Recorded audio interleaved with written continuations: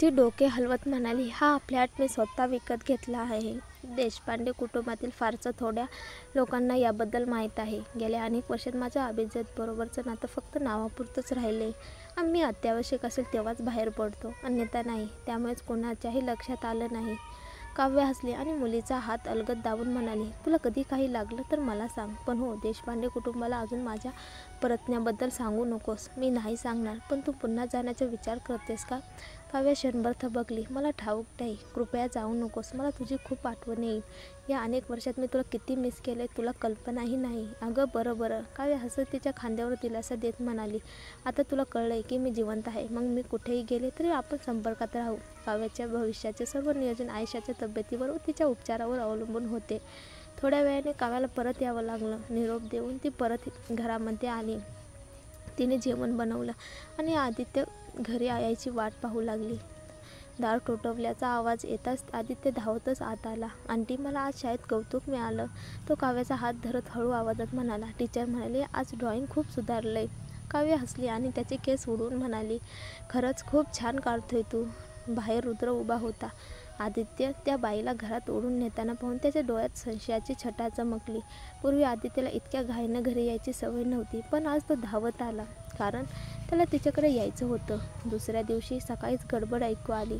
कोण माझ्या ड्रॉइंग बोर्डाला हात लावणार? मी सोडणार नाही, आदित्यचा आवाज होता. काव्य धावत बाहेर आली. रुद्र संतापलेला उभा होता. मी तुला कितींदा सांगितले की तुला चित्र काढायची परवानगी नाही, तरीही तू माझ्या नकळत समर कॅम्पसाठी नाव दिलंस. तुला वाटतं तू जाऊ शकतोस? अजिबात नाही. आदित्यला नोकरांनी धरून ठेवलं होतं. तो हट्टाने रुद्रकडे पाहून म्हणाला, मला जायचं आहे. इतर सगळे जाऊ शकतात तर मी का नाही? मी त्यांच्यापेक्षा छान चित्र काढतो, मग मला का नाही? गायकवाड कुटुंबाचा वारसदार चित्र काढण्यात चांगले असण्याची गरज नाही. तुला तुझं काम करायचं आहे. कसलं वारसदार? मला वारसदार व्हायचंच नाही. मला फक्त चित्र काढायची आहे. आदित्य, रुद्र संतापाने गरजला. त्याने जमिनीवर पडलेलं साहित्य पाहिलं. हे सगळं फेकून द्या. नाही, माझं काहीही फेकू नका. आदित्य किंचाळला. त्याचा चेहरा रागाने लाल झाला होता. पण नोकरांना रुद्रच्या आज्ञेचे उल्लंघन करायची हिंमत नव्हती. सगळं साहित्य बाहेर फेकलं गेलं. आदित्य डोळ्यात राग घेऊन वळला आणि दार आपटून आपल्या खोलीत गेला. संपूर्ण प्रसंग पाहून काव्य जवळ आली. साहेब, खरंच ही वस्तू फेकायची का? बऱ्यापैकी चांगली वाटते. तुझं काही काम नाही. रुद्रने रागाने काव्याकडे पाहिलं आणि निघून गेला. आदित्य खोलीत धावत आला. डोळ्यातून अश्रू ओघळत होते. मला असावं नकोय आंटी, तो फक्त अत्याचारी आहे. काव्याच्या मनाला चटका लागला. अगं रडू नकोस. तो फेकून देईल, पण आपण पुन्हा आणू. थांब, मी बाहेर जाऊन तुझे रंगचित्र घेऊन येते. खरंच? त्याचा अश्रूने ओलसरलेला पाहून काव्य हसली आणि मान डोळावली. लवकरच ती धावत बाहेर गेली. कचऱ्याच्या डब्यातून सगळं काढलं आणि परत आली. पण आत येताच तिला रुद्रचा थंड आवाज ऐकू आला. हिंमत कुठून आली तुला? परत आणायची कशी हिंमत केलीस? काव्य घाबरली. ती डोकं खाली घालून सामान घट्ट धरून म्हणाली, साहेब, लहान साहेब खूप रडत होते. शाळेत त्यांचा परफॉर्मन्स चांगला आहे. पहिल्या क्रमांकावर आहेत. फक्त चित्र काढणं आहे ना, काही चुकीचं नाही. नंदिनी, तू फक्त आया आहेस. तुझं स्नान विसरली आहेस का? बाहेर जा आणि माझ्या परवानगीशिवाय परत येऊ नकोस. काव्य दचकली. साहेब, मी म्हटलं बाहेर जा. त्याच्या आवाजातील कठोरतेने काव्याच्या अंगावर शहारे आले. ती पटकन निघून गेली, पण चित्र घट्ट धरूनच. बाहेर माधव उभा होता. त्याने दीर्घ उसासा टाकला. तुला खरंच लहान साहेबांची खूप काळजी आहे असं दिसते. काव्य थांबली. हो, मला त्यांच्याशी जुळलेलं वाटतं. तो खरंच छान चित्र काढतो. मग साहेब त्याला का थांबवतात? माधवने खोल उसासा सोडला. हे सगळं त्यांच्या जन्मदात्री आईमुळे आहे. काय? काव्याचं हृदय धडधडलं. ती आर्किटेक्ट होती. खूप हुशार, टॅलेंटेड होती. लहान साहेबांनी कदाचित तिचं कौशल्य वारशात घेतलं आहे, पण तिनं रुद्र साहेबांना सोडलं. काव्याच्या मनात कडवट लहर उमटली. म्हणूनच आदित्यला चित्र काढायची परवानगी नव्हती. रुद्रला तिचा इतका तिरस्कार होता की त्याने कला देखील द्वेषली होती. काय झालं? माधवला तिचा बदललेला चेहरा दिसला. काही नाही, फक्त थोडं हृदय पिळवटल्यासारखं वाटलं. बरं, पण हे साहेबांसमोर पुन्हा आणू नकोस. माधव निघून गेला आणि काव्याच्या मनात अपराधाची जाणीव दाटून आली. त्या रात्री ती उशिरा परतली. हळूच आत येताना तिला रुद्रच्या खोलीतून विचित्र आवाज ऐकू आले. तो पुन्हा झोपेत चालतोय का? ती धावत आत गेली तर रुद्र काहीतरी लिहित होता. काव्याने त्रास न देणंच योग्य ठरेल असं ठरवलं. पण निघायच्या तयारीत असतानाच तिने पाहिलं, रुद्रने बाजूला ठेवलेली कात्री उचलली. नको, धोकादायक आहे. ती धावत गेली, पण ती पोहोचेपर्यंत उशीर झाला होता. रुद्रने कात्री उचलली होती आणि टोक त्यांच्या शर्टाच्या काठाशी लागलं होतं. काव्याचं हृदय जोरात धडधडलं. तिने पूर्ण ताकदीने त्याचा हात धरला, कात्री हिसकावून घेण्याचा प्रयत्न केला.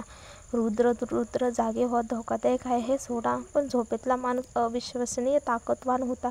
तो स्वतःच्या कृतीचा अजिबात भान ठेवत नव्हता. अचानक त्याने तिचा हात पकडला आणि जोरात चावा घेतला. काव्या वेदनेने ओरडली, तरीही तो थांबला नाही. त्या क्षणी काव्याने पाहिलं की कात्री जमिनीवर फेकली गेली होती. दातामधून येणाऱ्या वेदनेला दाबत तिने पायाने कात्री दूर ढकलली. ठीक आहे, चावा घ्या, पाहते किती वेळ चावू ठेवता, ती हळू आवाजात म्हणाली. तेव्हाच रुद्रला शुद्ध आली. तोंडात रक्ताची चव लागून तो थबकला. त्याने हात सोडला. समोरच्या दृश्याकडे तो स्तब्ध नजरेने पाहत राहिला. काव्या जमिनीवर पडलेली सभोवती पसारा आणि तिच्या मनगटावर लाल भडक चाव्याचा ठसा, त्याच्या कृतीची भयानक आठवण. रुद्र जमिनीवर बसला होता. त्याची नजर काव्याच्या मनगटावर गेली. तो गंभीर स्वरात म्हणाला, तुझं मनगट? काव्याने पटकन आपला हात झाकला आणि हलकेच हसली. तुम्ही खरंच जोरात चावला. रुद्र काही न बोलता तिच्याकडे बघत राहिला. त्याचे डोळे खोलवर गेले होते. मग अचानक म्हणाला, फर्स्ट एड किट घेऊन ये. काव्या घाईने किट घेऊन आली. स्वतःच पट्टी करायची तिची तयारी होती. पण रुद्रने तिचा हात धरला, तिचं मनगट ओढून घेतलं आणि स्वतः शांतपणे पट्टी बांधू लागला. काही क्षण गेला. मग तो मंद आवाजात विचारलं, तू असं का केलंस? काव्याने थोडा वेळ शांत राहून उत्तर दिलं, तुम्ही रुग्ण आहात. मी बघाप्रमाणे उभे राहू शकले असते का? योग्य तेच केलं मी. रुद्र तिच्याकडे एकटक पाहत राहिला. तिच्या चेहऱ्यावर पारंपरिक सौंदर्य नसलं तरी त्याच्या मनात काहीतरी वेगळं हललं. बराच वेळ शांतता पसरली. अचानक रुद्र म्हणाला, मी थोड्या वेळापूर्वी एक आवाज ऐकला. कोणीतरी माझं नाव घेतलं. ते तू होतीस का? काव्या दचकली. खरं तर भीतीत तिने त्याचं नाव उच्चारलं होतं. पण ती पटकन म्हणाली, नाही. मी धजावेन का तुमचं नाव घ्यायला? रुद्राच्या चेहऱ्यावर क्षणभर निराशा उमटली. पण तो लगेच सावरला. मी कोणावरही उपकार ठेवत नाही. मी तुला दुखावलं आहे, त्यामुळे तुझी एक मागणी मी पूर्ण करतो. सांग, तुला काय हवंय? काव्याने क्षणभर मनगटाकडे पाहिलं. मग गंभीरपणे म्हणाली, साहेब, आदित्यला समर कॅम्पला जाऊ द्या का? रुद्राचा चेहरा कठोर झाला. नाही साहेब. काव्या घाईघाईने म्हणाली, मला माहीत आहे तुम्हाला त्याने चित्रकला शिकावी असं वाटत नाही. पण लहान मुलं अशीच असतात. जितका तुम्ही अडथळा आणाल तितकी ते हट्टी होतात. एकदा अनुभव घेतला की कदाचित त्यालाच कंटाळा येईल. रुद्र काही वेळ गप्प राहिला. मग तिच्याकडे रोखून बघत म्हणाला, तू सहजपणे आयुष्यभर पुरेल इतका पैसा मागू शकली असतीस आणि तरी तू इतकं छोटं मागणं करतेस. काव्या गोंधळली. माझ्या लक्षातच आलं नाही. पैसा कमावता येतो, पण आदित्य खूप दुःखी आहे. रुद्रने उपहासाने श्वास सोडला आणि उठला. ठीक आहे, तुझी मागणी मी मान्य करतो. काव्या आनंदाने चमकली. धन्यवाद साहेब. दुसऱ्या दिवशी काव्याने ही बातमी आदित्यला सांगितली. तो आनंदाने उड्या मारू लागला. काव्या त्याला म्हणाली, हे सगळं तुझ्या बाबांच्या काळजीमुळे झालं. आदित्यने ओठ वाकवले. बाबा माझी अजिबात काळजी करत नाहीत. तेव्हाच रुद्र समोर आला. आदित्य थोडा थबकला, पण लगेच मान खाली घालून म्हणाला, धन्यवाद बाबा, समर कॅम्पला जाऊ दिल्याबद्दल. रुद्र थक्क झाला. वडील मुलामध्ये फारसं बोलणं व्हायचं नाही. आज प्रथमच आदित्यने मनापासून कृतज्ञता दाखवली होती. रुद्र कारमध्ये बसला. बाजूला उभा माधव म्हणाला, साहेब, मिस नंदिनी आल्यापासून तरुण साहेब खूप बदलले आहेत. रुद्रने नाक मुरडले. ती फारच चलाक आहे. माधव हलकेच म्हणाला, तुम्ही काल रात्री सांगितलंत ना तिने मदत केली. कदाचित ती तुमच्या आरोग्यासाठीही उपयोगी ठरते. रुद्र थोडा भूतकाळात हरवला. ती फक्त माझ्या झटक्याच्या वेळेस 2दा-3दा योगायोगाने हजर होती म्हणून मदत करते. पण वेळ गेल्यावर ती थकून जाईल. त्याला जुन्या आठवणीने साक्षीची आठवण झाली. दरम्यान आदित्य समर कॅम्पसाठी तयारीत मग्न होता. काव्या त्याच्यासोबत जाणार होती. पण ठिकाणी पोहोचल्यावर काव्याला एक ओळखीचा चेहरा दिसला, साक्षी. ती हसत पुढे आली. अरे वा आदित्य, तू आलास. आदित्यने तिच्याकडे पाहिलं आणि लगेच काव्याच्या जवळ गेला. साक्षी थोडी थबकली, पण हसत म्हणाली, आदित्य बाबांसोबत नाहीस का? आदित्यने शंकेखोर नजरेने विचारलं, तुम्हाला काय हवंय?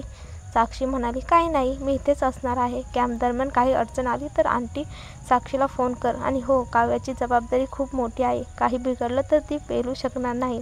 आदित्य रागावला. आंटी असं का बोलताय? ती माझी नीट काळजी घेईल. साक्षी काही बोलू पाहत होती, पण आदित्यने काव्याचा हात घट्ट धरला. चल काव्या, आपण जाऊया. दोघे मागे न पाहता निघून गेले. साक्षीचा चेहरा संतापाने लाल झाला. थोड्या वेळाने काव्याने विचारलं, तुला आंटी साक्षी आवडत नाही का? आदित्यने हळू आवाजात सांगितलं, ती बाबांशी लग्न करायचं म्हणते. काव्या दचकली. मग ते चांगलंच नाही का? नाही, ती खूप वाईट आहे. मला खुश करण्यासाठी भेटवस्तू आणायची, पण मी कधी मान्य केलं नाही. काव्या गोंधळली. पण तुझे बाबा आणि ती प्रेमात नाहीत का? माहीत नाही, आदित्य मान खाली घालून म्हणाला. काव्याला जाणवलं, या नात्यामध्ये काहीतरी खोल गुपित दडलेलं आहे. त्या रात्री काव्या आदित्यसोबत कॅम्पच्या हॉटेलमध्ये थांबली. रुद्र घरी परतला तेव्हा घरात एक मोकळी जाणवली. जेव्हा नंदिनी घरी असायची तेव्हा त्याच्या झटक्यावरही तिचा उपचाराचा परिणाम दिसायचा. पण आज ती आदित्यला घेऊन बाहेर गेली होती. तेवढ्यात मागून साक्षीचा आवाज आला. रुद्र, मला वाटतं नंदिनीला एकटीला आदित्यला कॅम्पला न्यायला देणं सुरक्षित नाही. रुद्र वळून पाहत म्हणाला, का? मला काळजी वाटते म्हणून मी जाऊन पाहू असं वाटते. रुद्रने मान डोलावली. बरोबर बोलतीस, चल आपणही जाऊया.